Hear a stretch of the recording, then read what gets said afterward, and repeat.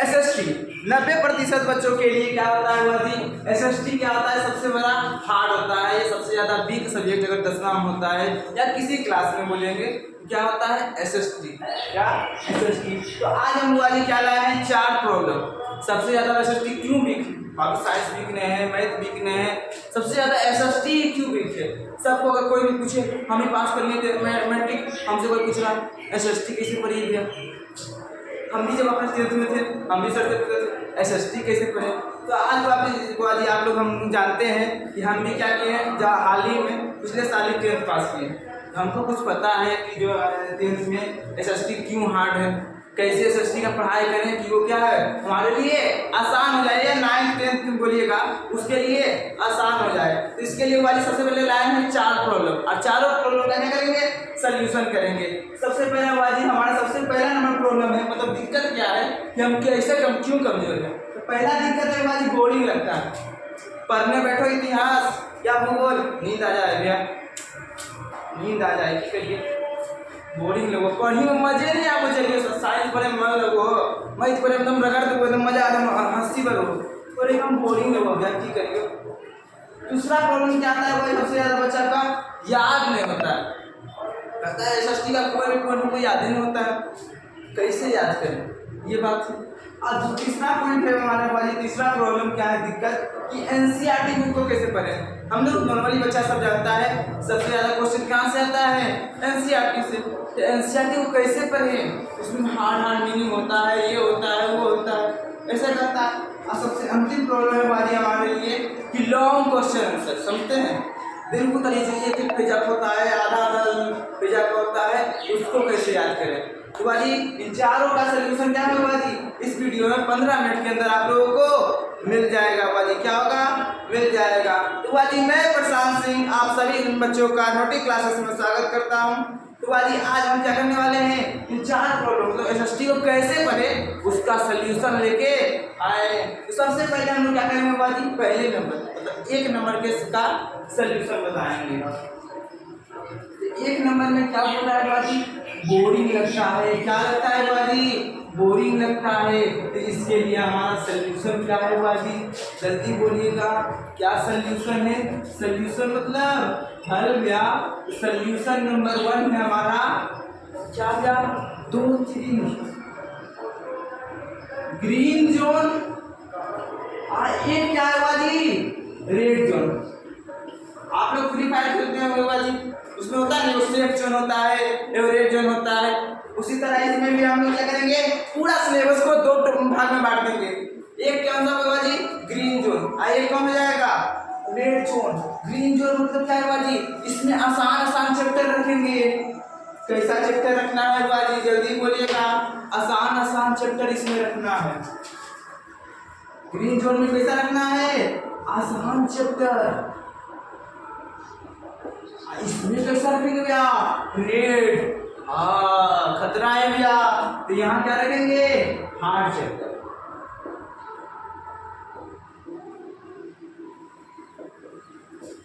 Hard chapter मतलब समझते हैं बाजी, जो चैप्टर क्या है हमारे लिए कठिन हो। तो इस तरह से उदाहरण देखते हैं, जैसे क्लास 10th में कुछ ऐसा चैप्टर होता है बाजी, हम लोग सबसे पहले इसमें गलती जानते हैं क्यों लगता है, हम लोग को SST बोरिंग क्यों लगता है, अभी सोचिए।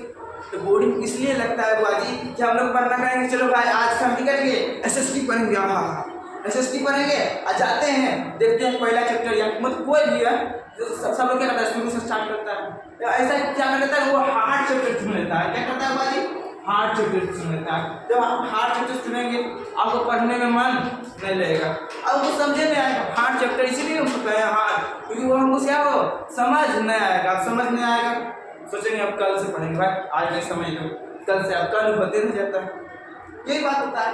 पर अगर हम यहाँ क्या करेंगे बाजी, उसको 2 भाग में बांटेंगे, ग्रीन जोन और रेड जोन, मतलब आसान चैप्टर अलग रहेगा और हार्ड चैप्टर अलग। सबसे पहले अगर हम पढ़ने बैठेंगे तो क्या करेंगे, आसान चैप्टर, एक आसान चैप्टर पढ़ेंगे उसके बाद ऐसा क्यों करेंगे, इसका क्या कारण है, ऐसा क्यों करेंगे। तो बाजी आसान चैप्टर जब हम पढ़ लेंगे हमारा कॉन्फिडेंस हार जाएगा, अरे वाह हम तो पुष्पा ही हो, हमारे एक चैप्टर कंप्लीट, हम हीरो ही हो, हम एक चैप्टर पढ़ लेंगे आसान से समझ गए एकदम करीबन घमंड जैसे सीमत तान लेंगे। उसके बाद हम लोग क्या करेंगे, हार्ड चैप्टर की ओर जाएंगे। जब आप पढ़ने लगते हैं लाइन बाय लाइन तो आपको क्या आता है भाई, कॉन्फिडेंस आता है, अरे हाँ एक चैप्टर खत्म होने वाला है, खुश हो गए। उसके बाद आप एक चैप्टर पहले क्या करना है, एक चैप्टर इसका खत्म कर पढ़ना है, सबसे पहले क्या पढ़ना है, ग्रीन जोन का एक चैप्टर पढ़ना है, उसके बाद एक चैप्टर हार्ड जोन का। तो बाजी 10th क्लास का जो चैप्टर है चारों भूगोल इतिहास सब क्या कहती हैं, कौन चैप्टर हार्ड है कौन चैप्टर मुश्किल है, उसको क्या करती हैं, बांटती है। जैसे देखिए ग्रीन जोन का एक चैप्टर बता देते हैं, सत्ता में साझेदारी। अब सत्ता में साझेदारी एक आसान चैप्टर, इसमें लैंगिक विविधता, जातिवाद, संप्रदाय पढ़ना है, सब पता है हम लोगों को। अब हार्ड चैप्टर हम लोग क्या करते हैं, इसमें देखिए हार्ड चैप्टर क्या है, यूरोप में राष्ट्रवाद। इसीलिए पहले लोग क्या करना है आप लोगों को, पहले इसके अंदर जो आपको बांट के दे दिए हैं 10th क्लास के लिए, आप लोगों को बांट के आपको PDF मिल जाएगा टेलीग्राम पर। क्या मिलेगा बाजी, जो आसान चैप्टर है उसका पहले एक चैप्टर पढ़ना है, उसके बाद जो हार्ड चैप्टर है उसको पढ़ना है, ठीक हुआ जी। उसके बाद बाजी हमारा दूसरा चैप्टर हुआ जी, जिसका पहला प्रॉब्लम का सलूशन मिल गया। अब दूसरा प्रॉब्लम क्या है, जल्दी बोलेंगे। दूसरा प्रॉब्लम क्या था हमारा, याद नहीं होता है। क्या प्रॉब्लम था, जल्दी बोलेंगे, क्या प्रॉब्लम था बाजी हमारा। दूसरा नंबर प्रॉब्लम था यादें नहीं होता है। क्या नहीं होता है बाजी, याद नहीं होता है यार जा, क्या होता है बाजी, यादें नहीं होता है। काहे याद नहीं होता है, तो हम लोग गलती करते हैं। क्या करते हैं बाजी, हम लोग गलती कर बैठते हैं। हम लोग सोचते हैं इतिहास है मतलब ये जो SST है उसका सोचते हैं पूरा याद करें, और आप लोग पागल हैं, थोड़ा बुद्धि लगता है कमजोर है। आप लोगों को लगता है ये ट्रिक नहीं पता होगा, इसका नाम सुने हैं बुआ जी, इसको कहते हैं 80-20 रूल। इसका मतलब होता है कि एग्जाम में 80% क्वेश्चन चैप्टर के 20% से आता है, 20% टॉपिक से। जैसे कि मान लीजिए अगर हम कोई उदाहरण देते हैं, जैसे कि भारत में राष्ट्रवाद, तो भारत के में राष्ट्रवाद में पक्का गांधी वाला जरूर पूछेगा, गांधी युग कुछ क्या है 5-6 टॉपिक पर नाम सुनाते हैं कितना कि अगर भारत में राष्ट्रवाद का बात करें, भारत में राष्ट्रवाद का बात करें तो हमको पढ़ना है 15 टॉपिक। अब पूछता है सवाल किससे, 5 टॉपिक से। किससे पूछता है, 80% क्वेश्चन कहाँ पूछता है, 5 टॉपिक से। तो हम लोग क्या करते हैं, 15 पढ़ रहे हैं तो याद होगा कहीं ना।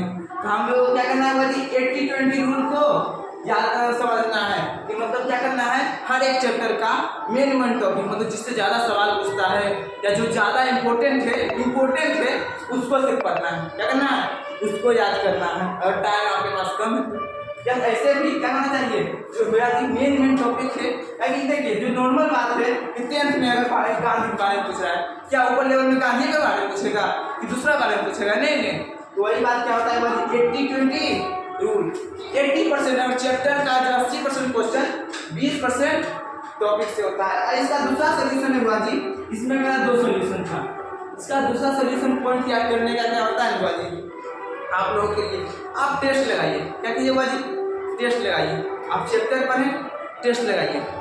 आपको अगर नहीं भी आता है ना, आप टेस्ट लगा के उसके बाद आप आंसर देखेंगे, उसका नॉर्मल सा बात है। आप टेस्ट लगाएं, उसको आपका आंसर पता चलेगा, आप फिर टेस्ट लगा दीजिए। हम खुद उसे करके याद किए। आप जब 5-6 बार टेस्ट देते रहेंगे आपको वो चैप्टर अपने आप याद हो जाएगा। जैसे कि मान लीजिए हम लोगों को पता नहीं है कि फ्रांस की क्रांति कब हुई थी, ये पॉइंट है कि फ्रांस की क्रांति इतना में हुई थी, हमको याद नहीं। अब हम वहाँ पे टेस्ट लगाएंगे तो ऑप्शन ए रहेगा, क्या रहेगा ऑप्शन ए, जल्दी बोलिएगा, 1771, option B 1789, option C 1820, option D, option D क्या रहेगा भाई, जल्दी बोलिएगा। ऑप्शन डी चलिए रख देते हैं। आप बताइए कैसे पता चलेगा। तो भाई पहला बार हमको क्या मान लिए, हम ही मान लिए, गलती हो गया।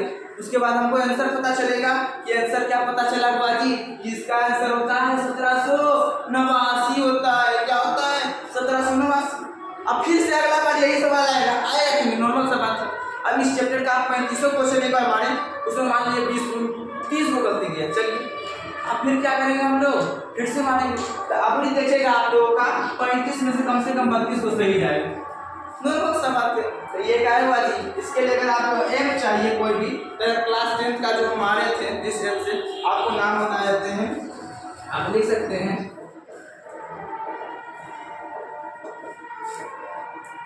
सोल्यूशन है क्लास 10 ऑफ बिहार।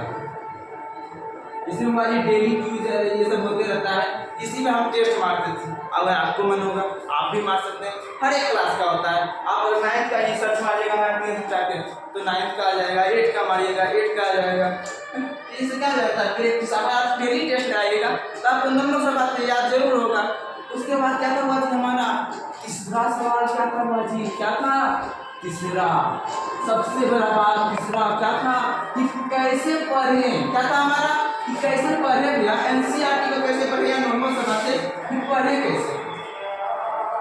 तो पढ़ने के लिए होता है बाजी नॉर्मली एनसीईआरटी कैसे पढ़े, उसका होगा बाजी हमारा तीसरा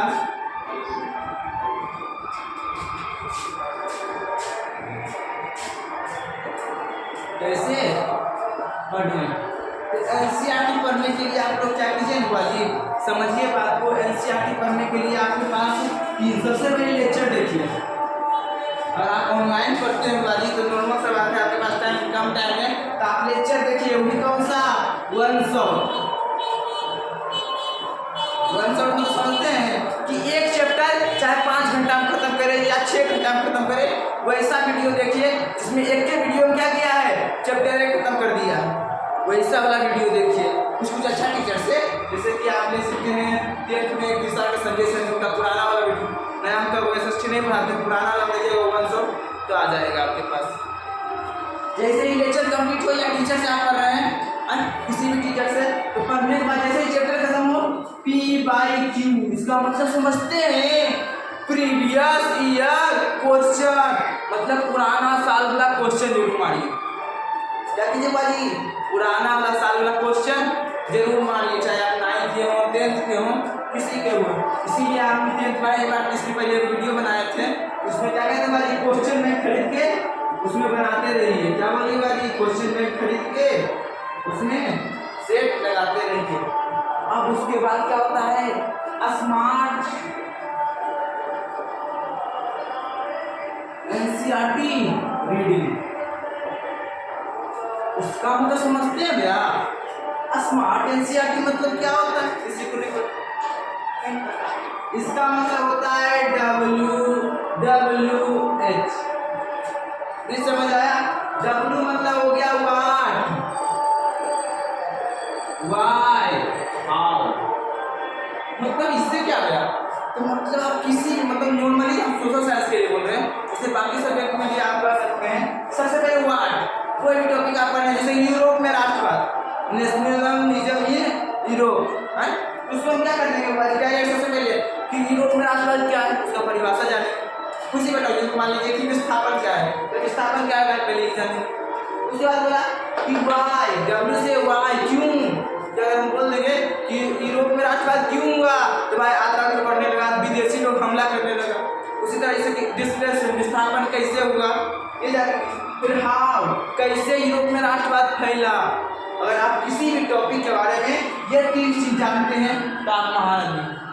आपको टीचर से भी पढ़ने की जरूरत नहीं, हर एक टॉपिक के बारे में अगर आप 3 जानते हैं, WWH मतलब वाई, क्या क्या ये टॉपिक क्या है, ये क्यों हुआ और ये कैसे हुआ, और ये जान गए आप तो काफी आपके लिए क्या हुआ जी, काफी है कि हम क्या हो गए हैं एकदम स्वतंत्र। हम तो क्या कर सकते हैं, आपके लिए एकदम आसान हो जाएगा।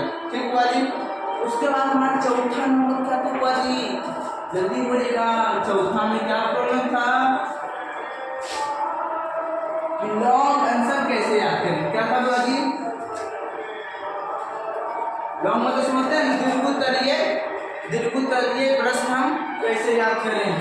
तो बाजी चौथा का सॉल्यूशन होगा, इसका सॉल्यूशन हुआ जी कि लॉन्ग आंसर कैसे याद करें। इसके लिए आपके पास 2 सॉल्यूशन है बाजी, इसमें भी 2 सॉल्यूशन, इस इसका पहला सॉल्यूशन है कीवर्ड्स। याद करने के लिए सबसे बढ़िया चीज है। और दूसरा स्टोरी। अब ये स्टोरी वाला जो मेथड है वो सिर्फ इतिहास के लिए। अगर आपको इतिहास याद करना है तो आप उसको क्या कीजिए, कहानी बनाना शुरू कीजिए। तो पहले फ्रांस में एक नेपोलियन आया, उस लड़ाई से, उसके बाद ये जीता, ये बना। अपना मन में क्या कीजिए, कल्पना कीजिए। अब जितना बढ़िया कहानी बनाइएगा आपको उतना याद आता है। देखिए हिंदी का कहानी कभी बार पढ़ लें, अरे भैया हमें याद हो। उसी तरह इसमें क्या करना है, इतिहास का जितना चैप्टर हो सके कहानी जरूर बनाने की कोशिश कीजिए। छोटा छोटा कहानी बनाइए अलग बढ़िया से। और ये कीवर्ड्स में तो समझते हैं महत्वपूर्ण बिंदु। जैसे कि मान लीजिए हम कह रहे हैं कि कोई भी परिभाषा आप ले लेते हैं, परिभाषा क्या लेते हैं, सत्ता में साझेदारी। सरकार के सभी कार्य उसके अधिकारों को सभी वर्गों में बांटना ही क्या करता है, सत्ता में साझेदारी। इसमें क्या है हमारा भाई, सरकार का शक्ति वो क्या हो जाएगा हमारा मेन पॉइंट। हमको खाली याद करना है शक्ति का बंटवारा सभी वर्ग, बाकी अपने आप याद आ जाएगा कि नहीं। उसी तरह इसमें कीवर्ड्स क्या करना है भाई, हम लोगों को हिस्ट्री का कोई पॉइंट हो गया, हिस्ट्री नहीं, जियोग्राफी हो गया, सिविक्स हो गया या इकोनॉमिक हो गया। इसमें क्या करना है, जो मेन पॉइंट है इसको याद करिए और उसको अंडरलाइन करना सीख लीजिए। अभी से आप अभी अंडरलाइन करना सीख गए। जो मास्टर होता है एग्जाम में कहीं भी, आप सरकारी कहीं भी ले लीजिए या यहीं वाला मास्टर को कुछ नहीं पता है, वो क्या करेगा बाजी, आप जो है वो मेन पॉइंट खोजता है, अगर कहता है उसके पास नहीं है सर, उसको पता नहीं। अब हिस्ट्री के टीचर को आप दे देंगे मैथ का साइंस चेक करने या साइंस के टीचर को हिस्ट्री चेक करने, उसको सब थोड़ी पता रहेगा। उसको क्या करते हैं, पेपर में लिख देते हैं कि इस सवाल में ये की पॉइंट है, जैसे हमने लिख दिया ये की पॉइंट है। आपको यहाँ जवाब में ऐसे करके लिखा हुआ है, अब उसको खोजेगा तो नहीं, उतना पागल तो नहीं, अच्छा राइटर रहता है तो खोज के दे देता है, खोज के मिल जाता। ऐसे आप क्या कीजिए नहीं, उसको इसे अंदर बैठ करें, कहेगा अरे सेम है यार, बाकी ध्यान नहीं देना कि आप यहाँ गलत लिख रहे हैं, गलत लिख रहे हैं, ये देखा सेम काम। चलो है ठीक है। आप इतिहास में अगर क्या कर देगा, आप अगर की पॉइंट से पढ़ रहे हैं तो बढ़िया बात है। आप स्टोरी में करने जाएंगे, स्टोरी में तो इसलिए नहीं याद होगा कि 1789 में था, तब आप अगर 1789 में 88 लिख के आएंगे नहीं, एग्जामिनर जाते हैं और 4 नंबर का सवाल है 3 नंबर जरूर देगा। समझने वाली तो इसी तरह से क्या करने वाली, एसएसटी को अलग मेथड से पढ़ेंगे। ठीक बाजी, तो आज के लिए बाजी इतना ही, फिर मिलेंगे हम लोग अगले वीडियो में।